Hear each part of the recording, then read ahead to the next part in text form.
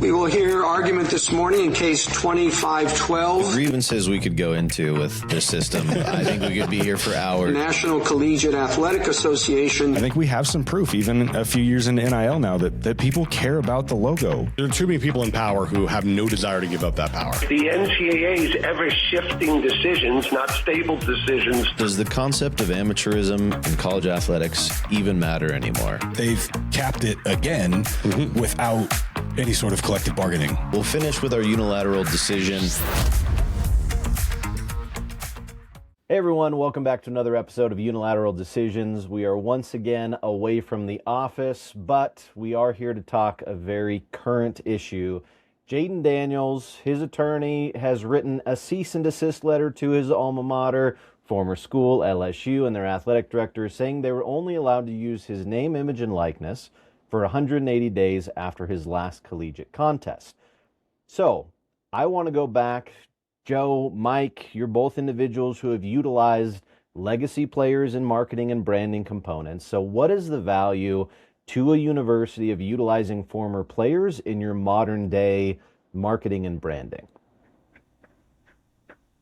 Recruiting. I mean, you're trying to showcase who's come through your program, who you developed, who you put into the league, and constantly and consistently remind everybody that whoever it was that you're putting out there, you know, made it because he was at your institution. I think the value component, you know, is to Joe's point, there certainly is that. I think this gets into a really, really interesting conversation about what is commercial use, what is editorial use, what is fair use. And it's also a new, you know, kind of a new situation here. And I know we'll talk about obviously the past and things that happened, you know, pre-NIL and things like that when the scholarship agreement said certain things. But this is one of those, maybe, you know, we keep coming back to this term of unintended consequences, but this is one of those things of like, you're not paying the players to play. You're paying them for their NIL, and that can come with strings. And so I think it does come back to the fair use component, the editorial, commercial, all of those things. And, you know, the ability to state a fact that somebody played for you so many years ago and they were the number one overall pick. I think there's a very healthy, you know, defense of that. But utilizing that next to commercial rights, next to sponsorable elements, next to other things, yeah, you that's not yours. The more this becomes commercial, the more, you know, that is not yours, and that is somebody else's right, and you're gonna have to have a conversation about that. Sam, this is not the first case of athletes complaining about former teams utilizing their name, image, likeness. So historically, how often have these athletes complained, and then litigation been brought in, not only at the college level, but the professional level as well?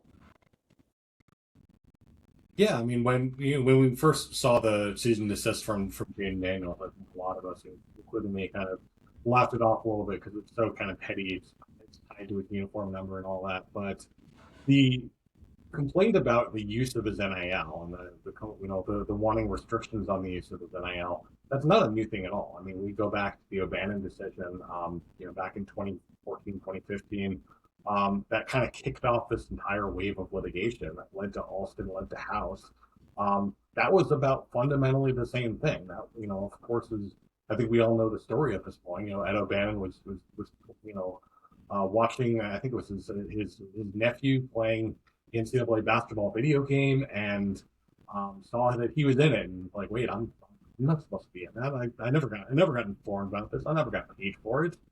And we see similar lawsuits. We've seen similar lawsuits ever since. I mean, House, of course, you know, we think about it as kind of this very broad revenue sharing type things, but the central complaints in House were, one, restrictions on NIL, which of course, you know, July 1st, 2021 got kind of eliminated. But the second part was broadcast NIL, the inability to negotiate terms for the use of an athlete's broadcast NIL. And that even goes back to, the mid 2000s. There's a lawsuit against ESPN over broadcast NIL as well. And even in kind of the post-House era, we've seen lawsuits by, Mario Chambers, Jannard Robinson, Reggie Bush.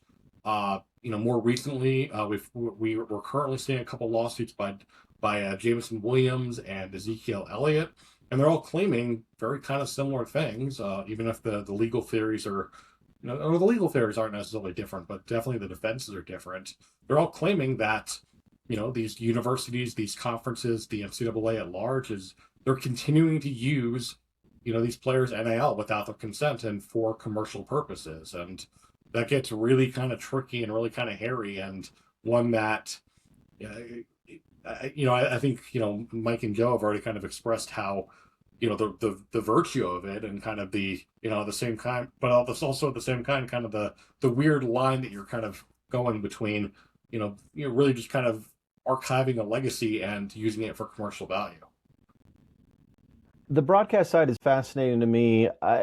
It opens up such a bag of worms, right? Because you think of historical moments that are relevant every year.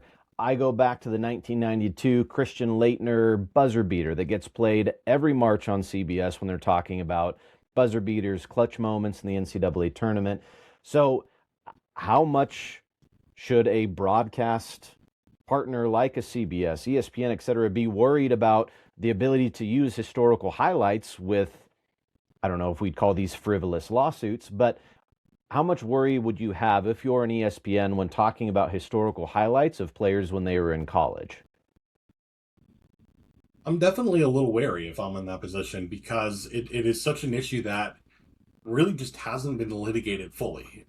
We had, the Marshall decision that I mentioned before back in the Sixth Circuit back in 2008 that ruled that broadcast NIL isn't a thing. Players don't have the right to, or don't have a right of publicity, right to kind of the name, image, and likeness in broadcast. But that was pre, a lot of the litigation that's kind of happened, kind of based in large part, even if not explicitly, on kind of the old Board of Regents language, talking about ample latitude for amateurism.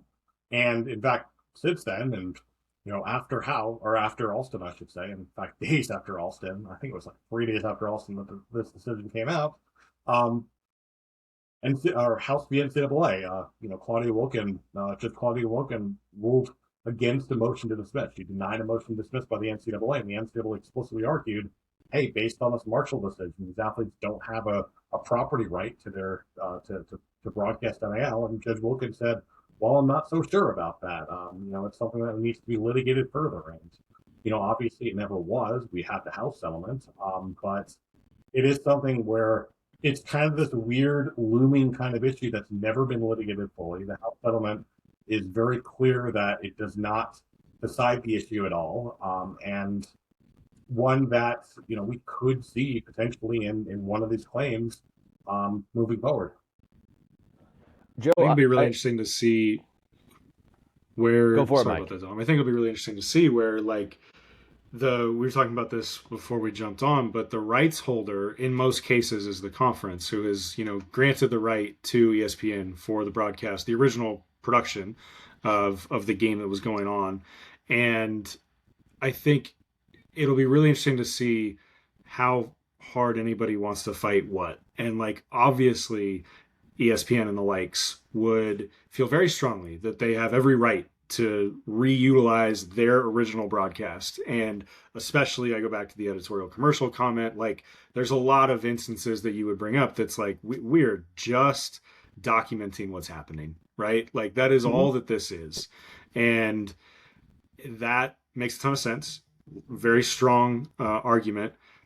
Is a conference going to then, they may be put in a really hard spot to say, we want to avoid litigation. Like, these things aren't that valuable to us as a league, as a conference, to have this historical stuff outside of, maybe there's specific things. Like, if they had to say, yeah, we don't really care if, Ezekiel Elliott's stuff is shared publicly, so be it.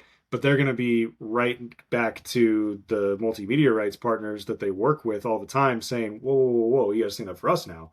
Like, you can't be pulling that rug out from under us.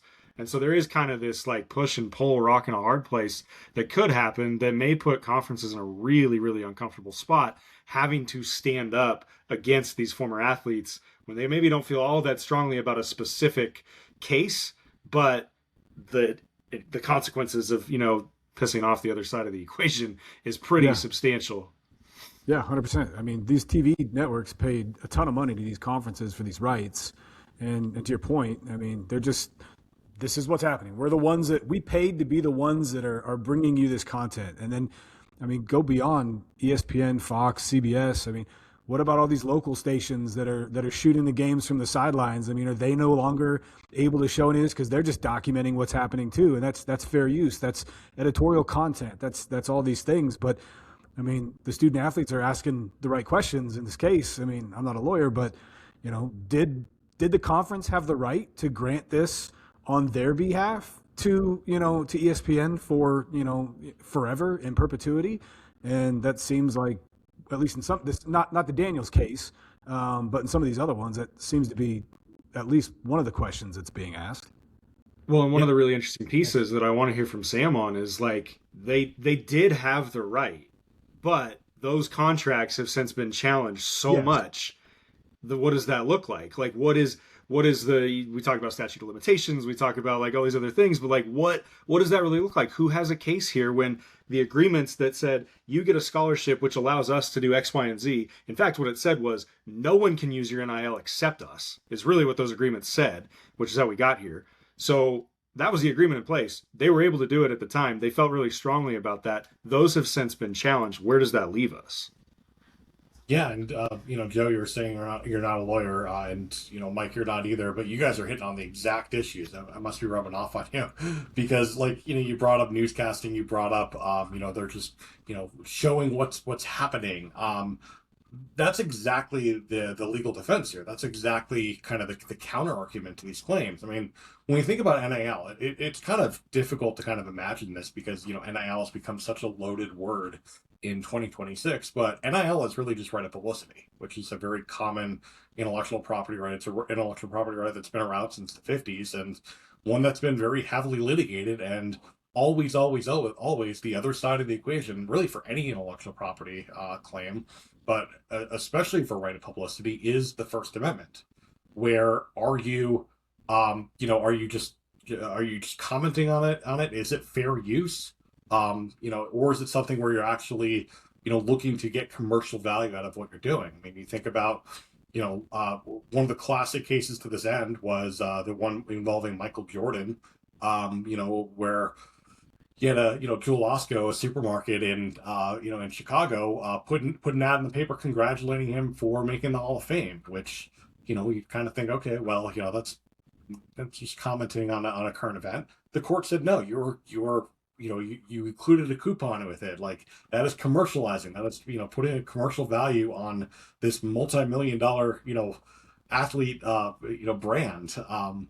And, to kind of the same end, we've already seen that because, I talked about the O'Bannon case, but even before O'Bannon, kind of part of that trilogy challenging the EA Sports video games was Hart and Keller, which were two cases, 2013, 2014, that challenged it based on right-of-publicity.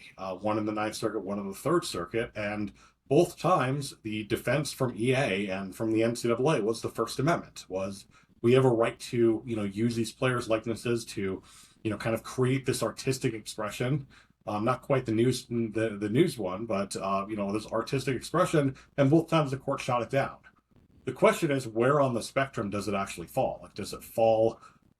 because I think it's, the video games are very far on the opposite end of the spectrum. It's something that's so clearly commercial use, but it's not quite using the logo or using the player's face on ESPN, during SportsCenter, because that's purely telling the news. Like, it's kind of something in the middle because you are presenting this broadcast. You're, as Joey, as you pointed out, you're paying millions, billions of dollars to have the rights to these broadcasts, and clearly you're selling it as a commercial product. So it gets really, really tricky. It just, the question that hasn't been answered, do the athletes actually have a property right in that kind of NIL? Let's go back to just the branding around these facilities. Simplify it. Let's say someone like Jayden Daniels comes in, says you can no longer use my NIL for anything. For Joe and Mike, I know Sam is fortunate to have never worked in an athletic department, but for those of you that have, take me back to your football, basketball facilities. What percentage of the photo usage in those areas are legacy athletes, and what do you think the estimated cost would be to update those on a yearly basis to active players only? I mean, Mike, you want to go or you want me to go? Yeah, no, I'll go first. I mean, the vast majority are former players, and that's just how it makes sense, right? I mean, like, not only from a cost to replace, but like, you just never know, and you really don't want to be in a situation where you're having to take somebody's thing down mid-season because who knows what happened, and so you're always a little safer with like someone whose career is over. That's just the reality. Like, there are exceptions to the rule, captains, things like that. But by and large, we're talking former athletes, and you frame it in a way that you're, celebrating the past and the legacies and all of that.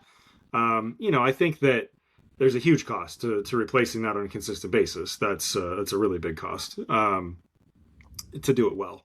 I think that there's a couple different ways to go about it. Like, if you're doing it for like the novelty of it and being able to put somebody up in a building and you want to bring them in and surprise them and show them, like, that's kind of cool. But like, if you lose that because you have to tell someone that you're doing it and, kind of seek their permission, I don't know that like that's really a huge barrier. And I think a lot of athletes would grant that type of permission. But, I think that's the world we live in now. They're like, you've either got to ask that question, or you have to have it spelled out in the contract beforehand. Like, you have to have it in your agreement, your financial aid agreement, your whatever agreement, rev share, whatever we're calling it, that says, like, we have these rights. We have these rights to publish photos of you in our facility. You can say non-commercial. Like, all that stuff can get negotiated. But, like, that's the world we live in now. It's got to be contractual. It's got to be in there. And so there's other ways to attack, like the guys that were there 20, 30 years ago. And, you can have that conversation on the front end to avoid some of these things down the road, which make a ton of sense. But,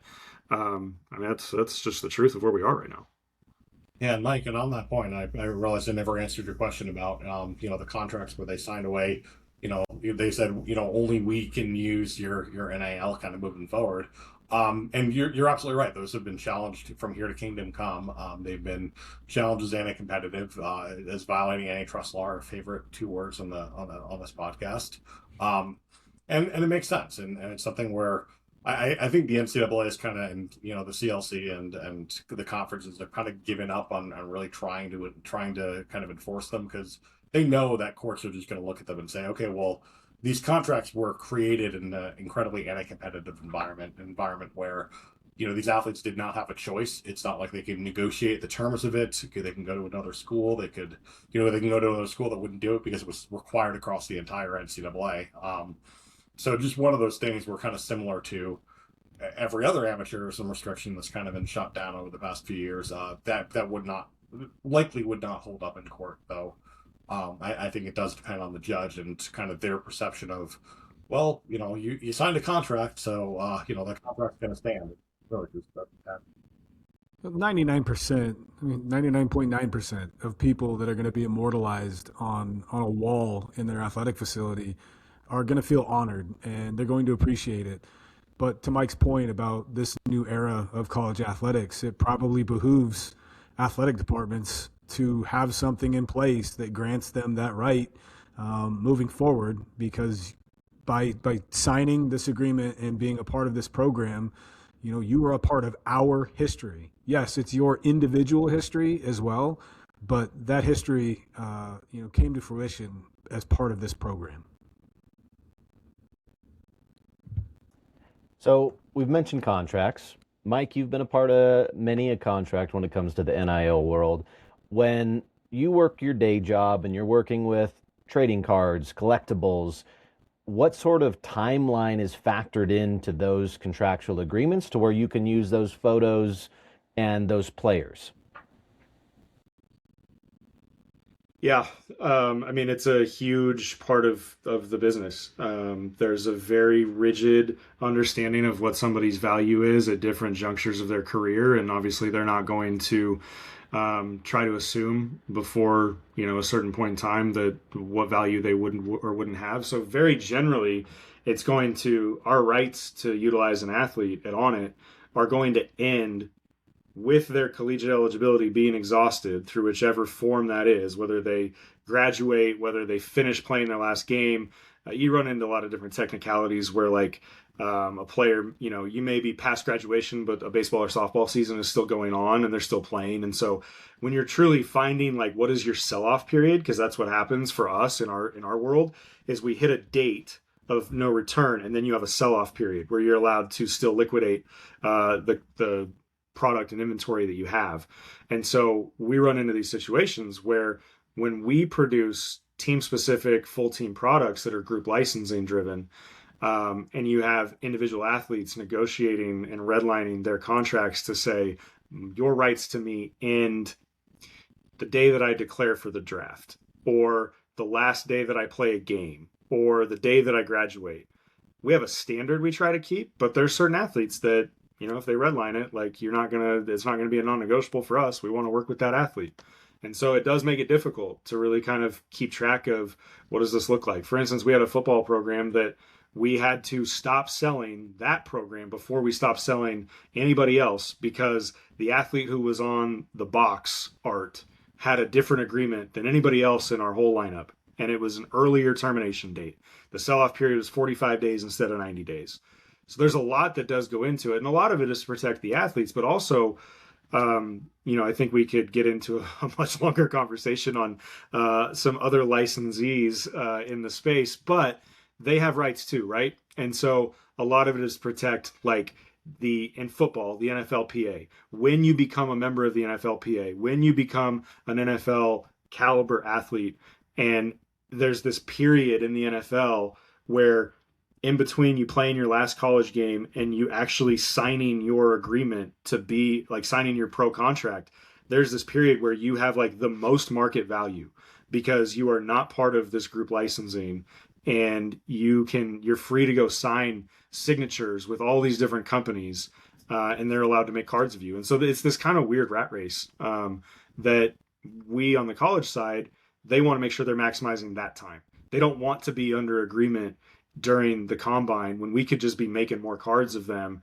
and it dilutes the value that they have on the market. And then they certainly a lot of times don't want us to be able to promote and push cards around the draft when they want to go get the biggest exclusive deal that they can get after the biggest moment of their career. Because from a trading card standpoint, rookie cards are the card, right? Like that's what everybody wants. And so your value is the highest at that point. But the NFLPA has exclusive group licensing rights at that point. And there's a bunch of litigation around Leaf and Wildcard and some of these other companies right now, where when there are more than 6 pro athletes, even if these companies have an agreement with 7 individual athletes, if they're using all of them in a product, even if they're on individual agreements, that is violating the NFLPA's use of group rights, because there are too many athletes included that fit within the current group of current NFLPA athletes. And so that's a whole thing that we have to worry about on the backside. It's not even our intention, but if we continue selling, let's say Indiana football had 8 guys drafted last year,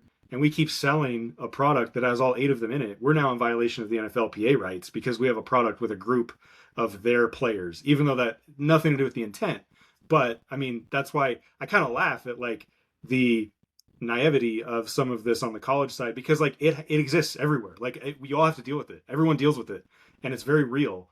But the colleges are so new to it, and so many people are looking, going exacerbated, like, oh my gosh, that's something. Like, yeah, it is. It is something. And like these things happen, these deadlines happen, these timelines happen where the commercial rights to somebody expires unless you've put it in a contract, and you could still lose that battle because somebody else might have a contract that supersedes you. So I will go on record as saying no one is trying to sell my jersey. No one is trying to put me on billboards. So I understand the hypocrisy in me drawing some negative attention to things that are not my life's problem. But I do find a part of this Jayden Daniels story to be fascinating. In a release, they say the Daniels family is deeply disappointed and feels profoundly disrespected by LSU's decision to give Jayden's number to another player. That leads into a different discussion on how LSU and other schools do it. LSU, there's a distinction between retired jerseys and retired numbers. There's a whole thing that's not really worth getting into. But as far as our show's concerned, Sam, Mike, Joe, do you believe a part of these new recruiting pitches might include a jersey retirement clause where if you reach certain markers of success, no one gets to utilize that number anymore. And is that something that we could see? Might run out of jersey numbers. Thank you. I mean, Not until we're putting 3 digits on a jersey. yeah, That's all I mean, can say. Anything's possible, but I mean, the guy won a Heisman Trophy, and it's been sitting there, unused, since then. So I think the foregone conclusion was that it was going to be retired.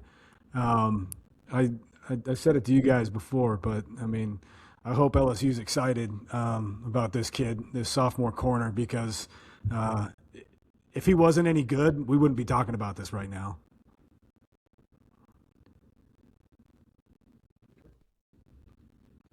Retiring Sam, numbers in football is so hard. Yeah, from a legal Truthfully, perspective, retiring, it's so hard. Sam, is there any validity to a public questioning of this? If there was any sort of verbal agreement that the uniform would never be used again? If there's a verbal agreement, that's one thing, because it's a contractual commitment. I mean, contracts can be so broad in terms of what exactly constitutes consideration in order to make an enforceable contract. Saying we're not going to enforce it, it's something where you'd have to have something on both sides of it. Where he'd have to give up something to be able to do it. Contracts are unilateral contracts, as much as we love the unilateral decisions on here. Unilateral contracts are not enforceable in court. So I shouldn't say unilateral contracts. That's a different kind of term in art. Gratuitous contracts. That's what I meant. Contracts that are really just kind of a gift, as saying we're going to do this and you don't have to give us anything in return. That's not enforceable in court. You have to have something on both sides of the contract. But yeah, I mean, if it is something where they did have something in the contract, that's potentially something. But I also think it would be kind of interesting to a certain extent. I don't think it would be like I'm gonna give a strong disclaimer here that I don't think it would be a legitimate lawsuit, but it would be an interesting lawsuit if and this is not exactly what's going on with Daniels. He's not filing a lawsuit based on the idea that his right-of-publicity rights are getting violated by someone else using his number, but right-of-publicity is really broad. Like the idea of of something kind of constituting a right of publicity, it really is very flexible. When I teach right of publicity in my business law classes at Boise State, I love using a case where probably one of my favorite cases, just in terms of the fact pattern. There's a portable toilet company called Here's Johnny Portable Toilets, and well, you can probably imagine who they got sued by, and if not, ask your parents.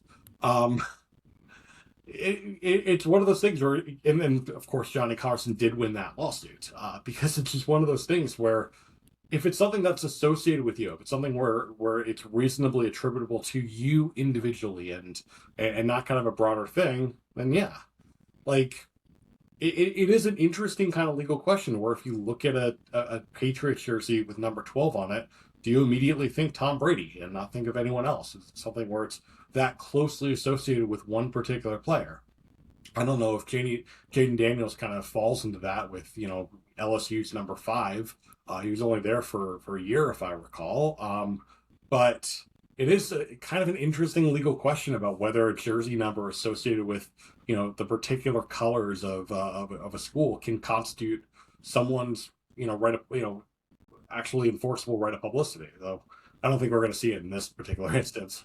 But isn't this just a cease and desist? This is just like, hey, stop using me in your stuff. Like it has nothing to do with the number 5 and his NIL. It's just, hey, stop using me in your stuff.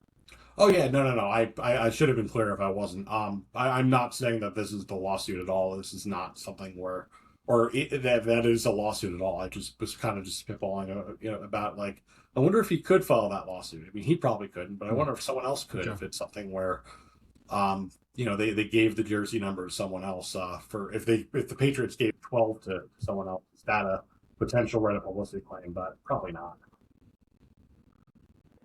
I know, as Joe mentioned, this is at this point just a cease and desist. No official litigation has been brought forward, but is there legitimacy to these claims? Do we foresee more and more student athletes suing their former school, and how would those potentially play out in the court of law?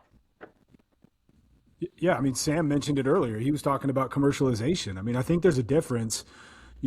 Take the cease and desist out of it. LSU gets five days from game one, and they post a 5 days from game one graphic, and it's prominently featuring his number 5 in the graphic. I mean, we see these from every program every summer, all summer long, to get people excited about it. And I think LSU has every right to do that. Again, pre-cease and desist, that's a different conversation. But the second you start throwing logos on that, I think there's a conversation to be had. And I think this conversation was being had pre-NIL. I mean, I remember talking to our MMR here, and they wanted to use a photo of a former student athlete and put a sponsorship logo on it. And I told them then, like, you need to go get that guy's permission. Like, you don't have the right to just do that and throw their logo on it. Now, lucky for them, he was here in town. And then on top of that, all he wanted was a bag of cheeseburgers and a case of beer for his fellow GAs. So, I mean, they got out of it, pretty cheaply. But the second you start throwing logos on things and commercializing it, that's where the line gets crossed.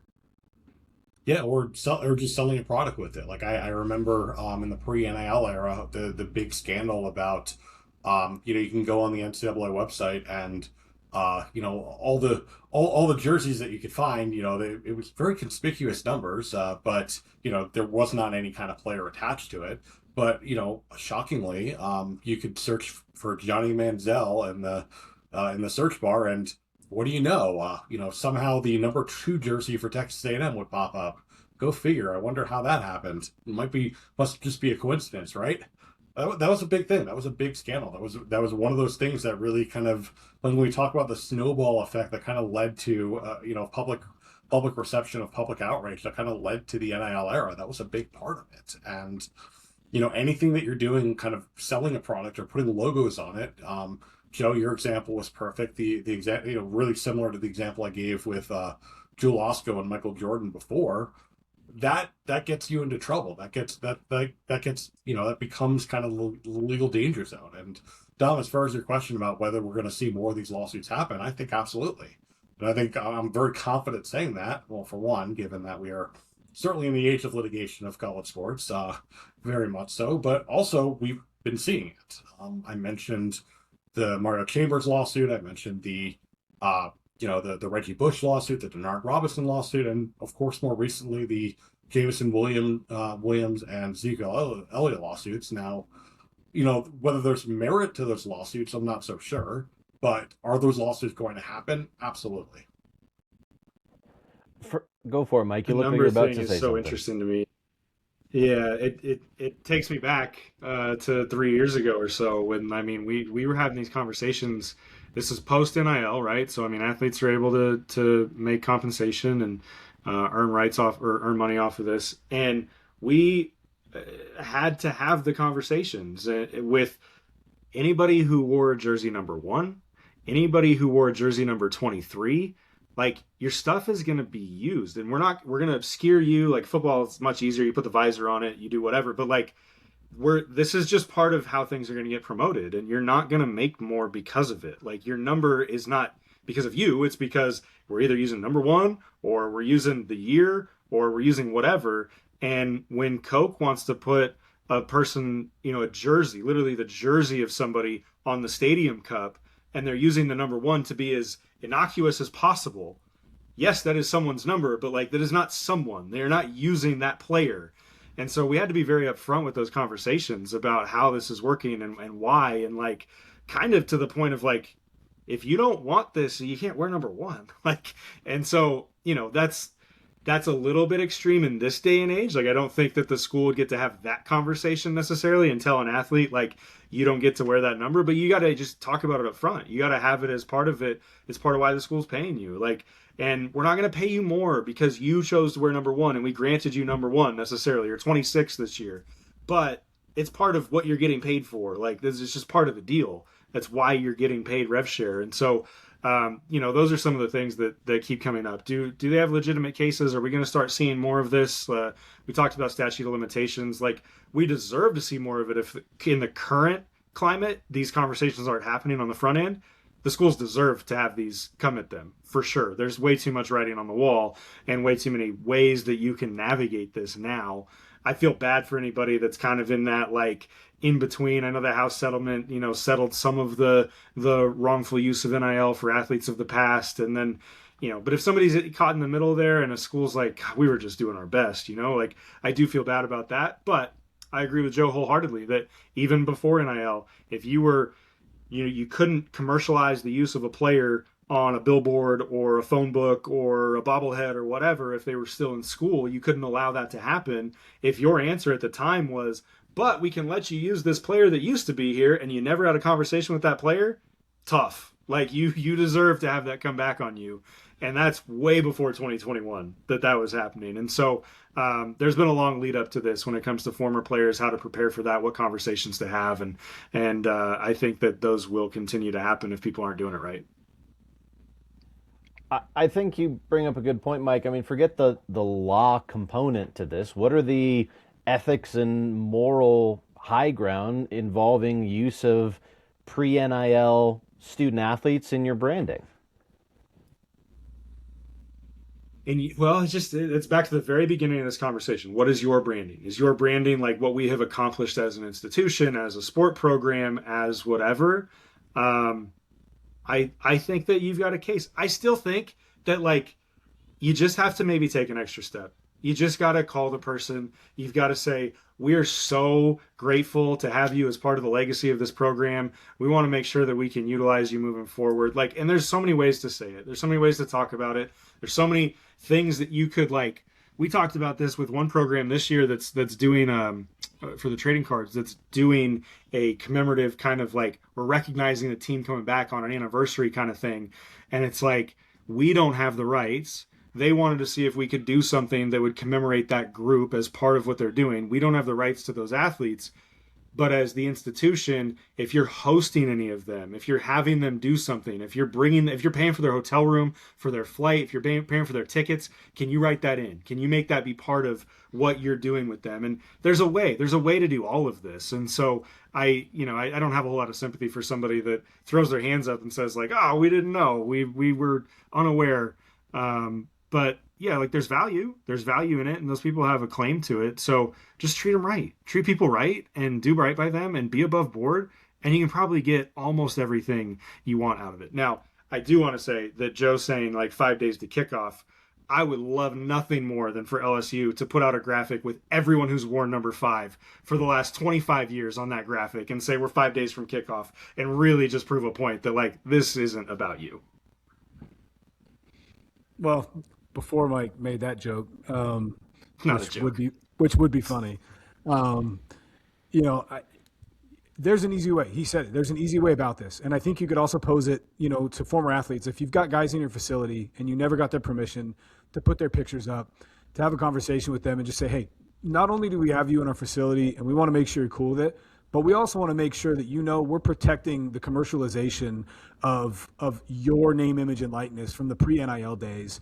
And we want to sign a contract with you that says, A, you're cool with us keeping you in the facility, but B, that we are taking it upon ourselves to ensure that nobody's going to commercialize any of these photos or videos that you've been a part of without your permission, and ensuring that, if they do, that, if you have an interest in getting a cut, that you will. You didn't have this opportunity when you were in college, but we're going to make sure that you have that opportunity moving forward if it comes up.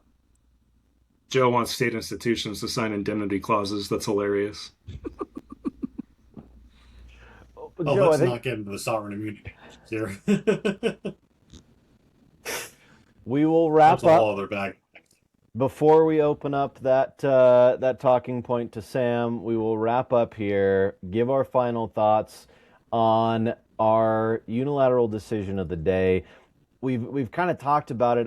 It's such a fascinating space to be if you're in college athletics, because I go back to the days where coaches would say, you have to earn it. You don't get to be on this wall. You don't get to be in this photo shoot because you haven't earned it. You haven't done the right things. Now, players want to be compensated for being a part of those things, and former players might be upset that they are being utilized without being compensated. So everyone's angry. There's no right answer. But if you're an athletic director for our unilateral decision, how do you approach the usage of legacy players? when factoring your marketing, your game presentation, and all your external efforts. Sam, as the lone non-athletics former employee, what is your take on this?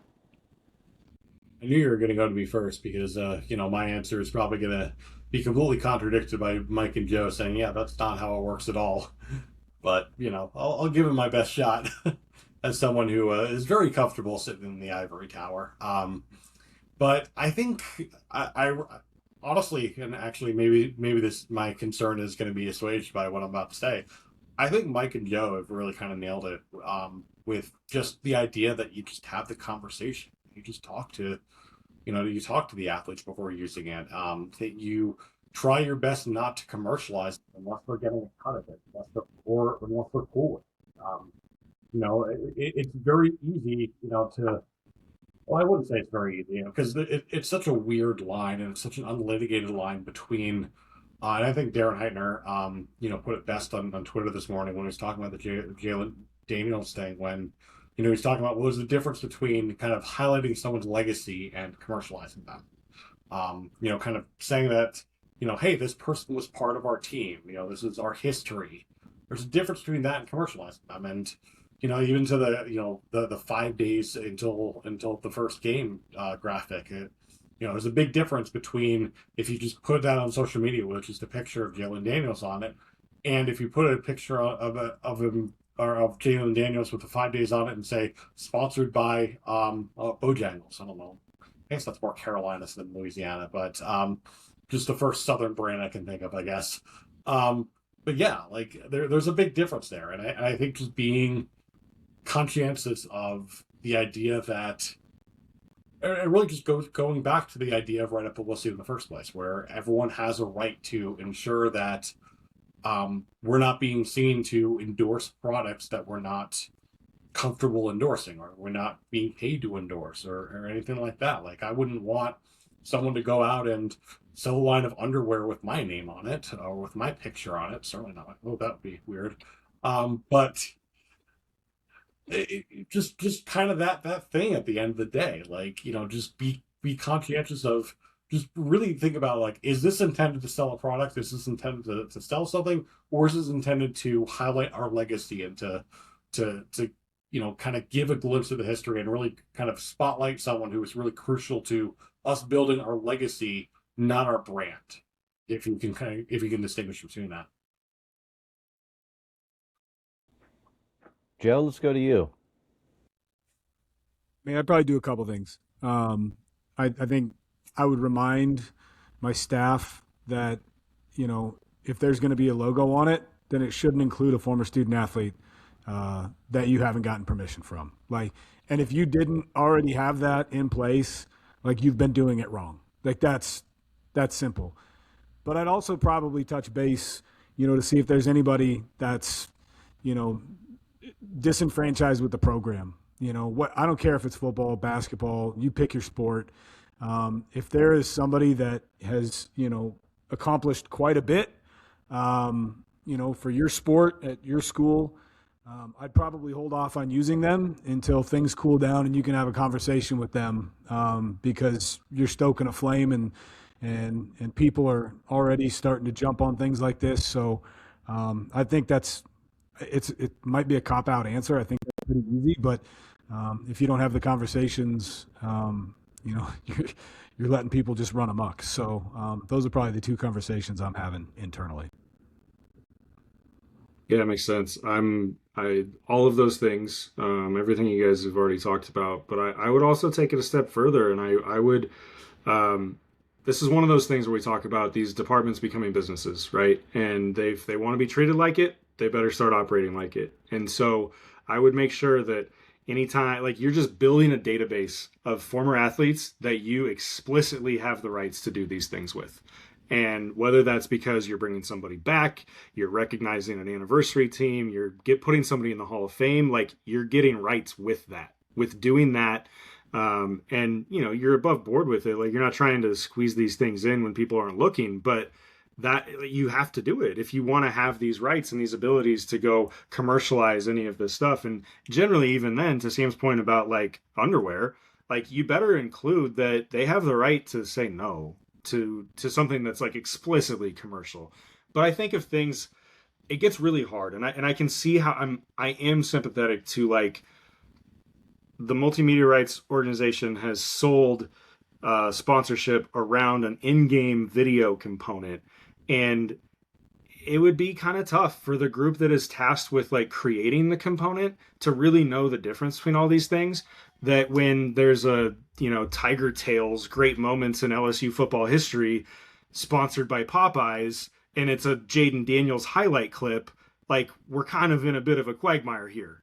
And that's not really anyone's fault on the creative side that helped put together the video that goes on the video board, not having to be the one to think about the fact that it's sponsored and this is a person who we no longer have rights to. There's a lot of people that are involved in making these things happen that get handed off from one to the other. That makes it really hard to say everyone's got to be aware of this. So to protect yourself the most possible, that's why I go back to like build your database, build the big group, you know, and hopefully you're doing it moving forward with any athlete that you've got under contract now. But I mean, that's the right way to do it. The right way to do it is to get express permission from anybody that you might be using. And so how do you go get wide swaths of that through recognizing people at different junctures and ensuring that you're able to recognize them in certain fashions, whether that's, you know, in-game features like I talked about, or, you know, simple graphics saying we're this many days away from kickoff and we want to, you know, highlight a historic figure in the program. There's a lot of different kind of steps in there that says like, this is what we get the rights to without really having to ask you again. This is what we get the rights to when we have to come to you and seek permission. And this is what like we won't do unless you are the one coming to us talking about it or whatever. Like, not to get into the weeds on it, but I would try to build that database as fast as possible. These athletics alumni groups better start having a lot of reunions. 100%. I tell you what, I know we're 20 some episodes in at this point. We got a few more episodes to go, but as Sam's celebrity takes off, I can't wait to help him come up with the Sam Ehrlich boxer brief brand.